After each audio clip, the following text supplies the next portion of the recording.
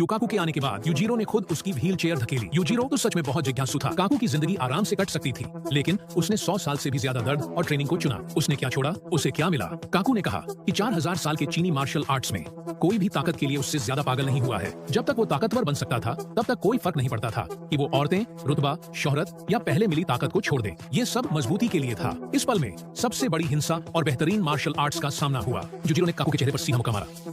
जब उसने पलट कर देखा तो उसे बस एक चश्मा ही मिला। उसने चश्मा फेंका और सिर पर लात मारी, लेकिन इस हमले से बस काकू का जबड़ा ही हिला। ऐसी जानलेवा लड़ाई में शरीर को खुद सख्त हो जाना चाहिए और पूरी ताकत लगा देनी चाहिए। लेकिन काकू ने अपने शरीर को आराम देकर नरम बना लिया, जिससे यूजिरो का हमला तैरते टिश्यू पर चाकू चलाने जैसा लगने लगा। दूसरे शब्दों में काकू ने अपनी प्रवृत्तियों पर काबू पाया। काकू ने यूजिरो को पंच मारने की सोची, लेकिन यूजिरो के पंच से उड़ गया। तो हुआ यूं कि जैसे ही वो पास आया, यूजिरो ने काकू के बालों का एक गुच्छा खींच लिया, जिससे उसका शरीर अकड़ गया और ताकत बेअसर हो गई। फिर काकू खड़ा हुआ और सोचा कि अपनी सबसे बढ़िया चाल, हल्का पंच, आजमाया जाए। लेकिन ये साधारण मुक्का नहीं था और यूजिरो जानता था। काकू के हल्के मुक्के का सामना करते हुए यूजिरो लगातार पीछे हटता रहा और आखिर में एक कोने में जा पहुंचा। आखिरी पल में यूजिरो ने पंच को चकमा दे दिया। तुम्हें पता है, आराम ही असली निष्प्रभावी बल है। आधुनिक खेलों में जो भी एक्टिविटीज विस्फोटक ताकत बढ़ाने के लिए होती हैं, वो आराम करने की सलाह देती हैं। पहले आराम करो, फिर बल लगाओ। ताकत का राज आराम और तनाव के बीच के बदलाव में छुपा है। अभी काकू ने यूजिरो को पंच मारा, उसे उड़ाते हुए, और फिर उसे पीछे धकेलने के लिए एक किक मारी। लेकिन जब यूजिरो ने फिर से हमले का सामना किया,